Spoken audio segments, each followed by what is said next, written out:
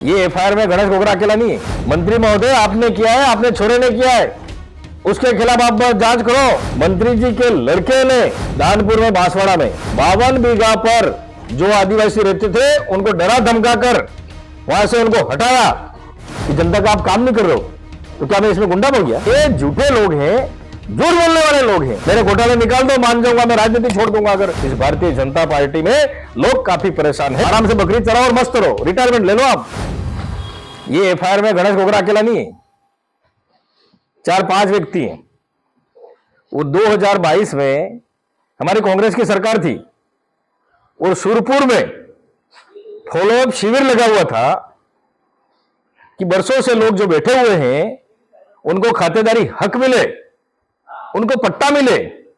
2 बार camp लगा, उसके बाद भी एसडीएम ने, गिरदावर ने और तत्कालीन जो पटवारी, इन्होंने उनके कमीशन के चक्कर में उन गरीब लोगों को पट्टा नहीं दिया।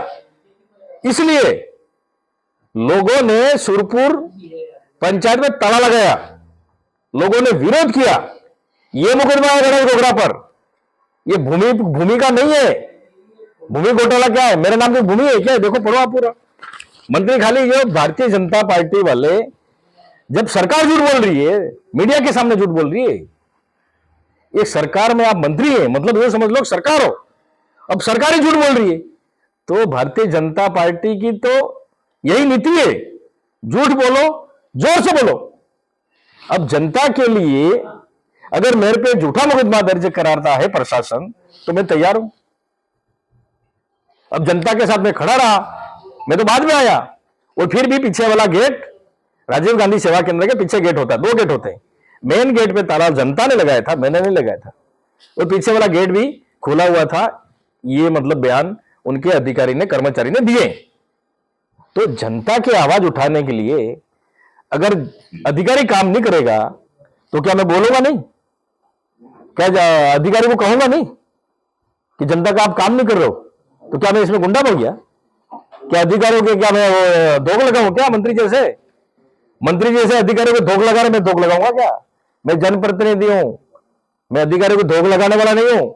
जो नियम में उसको के भी काम कराने वाला आदमी हूं। मैं तो काम करना पड़ेगा, अधिकारी को, कर्मचारी को काम करना पड़ेगा, ये कहना चाहता हूं। दूसरी एफआईआर रही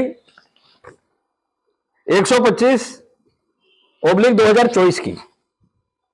ये एफआईआर बताया कि ये 2 भूमि घोटाला है। तो इसमें क्या है? 2024 में भारतीय जनता पार्टी ने प्रत्येक पंचायत में शिविर लगाए। उन शिविरों में जनता का एक भी काम नहीं हुआ। जनता का एक भी काम नहीं हुआ, इसलिए पूरी जनता आई थी, पूरे जिले के लोग आए थे, कलेक्ट्रेट पर धरना दिया था।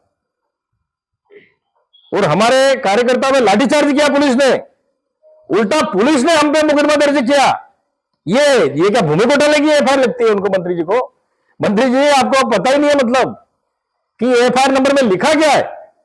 तो मैं मंत्री जी सीधा कहना चाहता हूं, मंत्री जी आप घर बैठ जाओ, आपको पता नहीं लग रहा है कि एफआईआर नंबर में लिखा क्या है, कौन सा भूमि घोटाला है इसमें।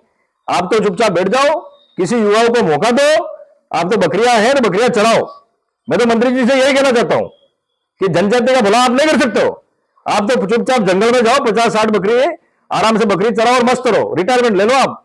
क्योंकि जनजाति विभाग का आप भला नहीं कर सकते और जनजाति का विकास नहीं कर सकते आप। तो ये झूठे लोग हैं, झूठ बोलने वाले लोग हैं। उसके बाद सरकारी आवास की बात की। अब सरकारी आवास आपको पता है, उस सरकारी आवास में हमने और उल्टा काम कराया। पंचायत समिति मद से काम नहीं कराया रिपेयरिंग का।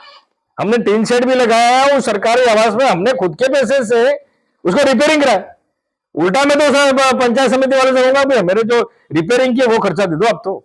और मैं कोई वहां रहता नहीं हूं, मैं 1-2 घंटा जनसुनवाई, आपको ही पता है, जनसुनवाई के लिए आता हूं। खाली जनता तकलीफ में हो या मेन मुख्यालय पे है, और खंडर पड़े हुए हैं सब भवन, बनाओ नहीं। दूसरे सब खंडर पड़े हुए हैं पंचायत समिति के भवन, उसको तो आप यूज ही नहीं कर रहे हो। तो जिस तरह से भारतीय जनता पार्टी के लोग, मुख्यमंत्री ही झूठ बोल रहे हैं तो मंत्री भी झूठ बोलेंगे ही। और 152 बीघा की बात कर रहे हैं। ये दानपुर में मंत्री जी के लड़के ने, दानपुर में बांसवाड़ा में 52 बीघा पर जो आदिवासी रहते थे उनको डरा धमका कर वहां से उनको हटाया। ये भूमि घोटाला सबसे बड़ा तो सरकार में मंत्री कर रहे हैं। मंत्री के खिलाफ कार्रवाई होनी चाहिए। जनता रोड पे उतरी है, ये लोग बैठे हुए हैं, ये पूरे मेरे पास तथ्य है पूरा। 52 बीघा भूमि का घोटाला मंत्री महोदय आपने किया है, आपने छोरे ने किया है, उसके खिलाफ आप जांच करो।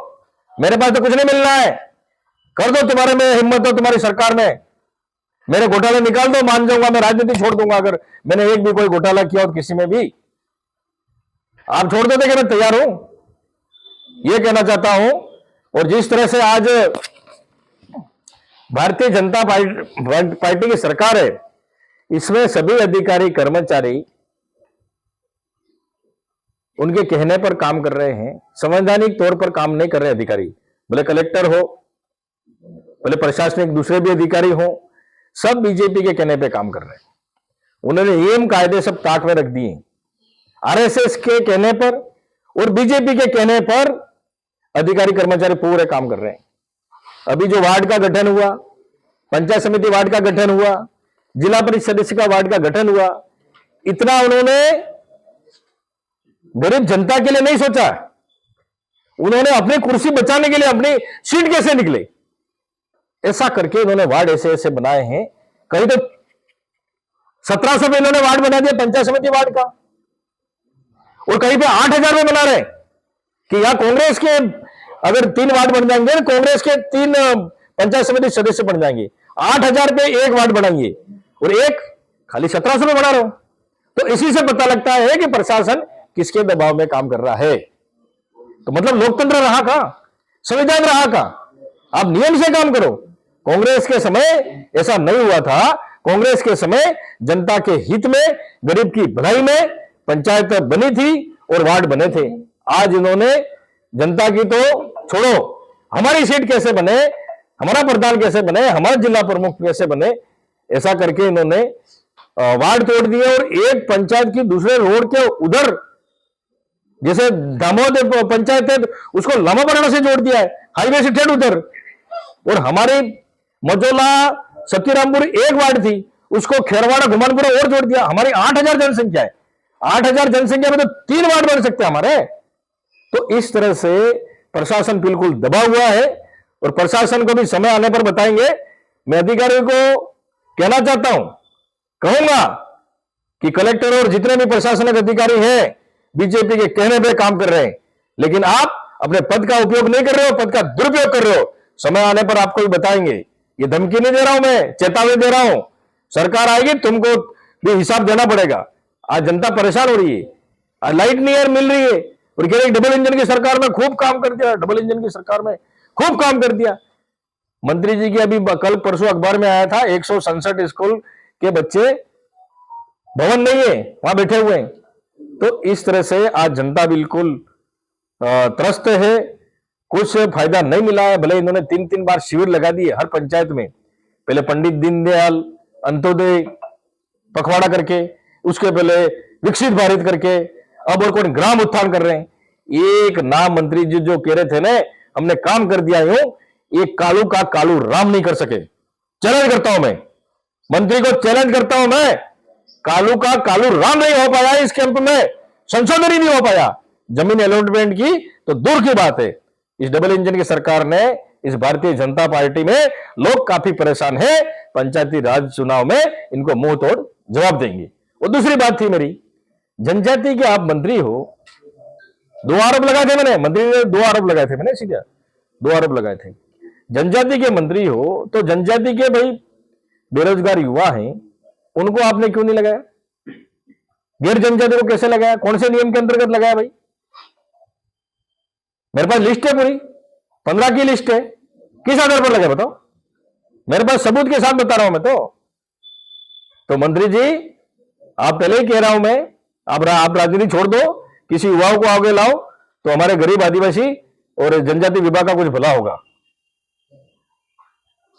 बजट में देख लो, केंद्र के बजट में क्या हुआ? आदिवासियों के लिए कुछ नहीं है, महिलाओं के लिए कुछ नहीं है, शिक्षा के लिए कुछ नहीं है, रक्षा का बजट भी घटा दिया, खाली जुमला बजट है, खाली भाई जुमला बजट है। तो ये कुछ नहीं करने वाला है। ये हिंदू मुस्लिम करने वाले हैं। अभी बंगाल चुनाव है, इसलिए वहां भी हिंदू की हत्या हो रही है, हिंदुओं की हत्या हो रही है। अफवाह फैलाएंगे, चुनाव हो जाएंगे तब हिंदू भूल जाएंगे।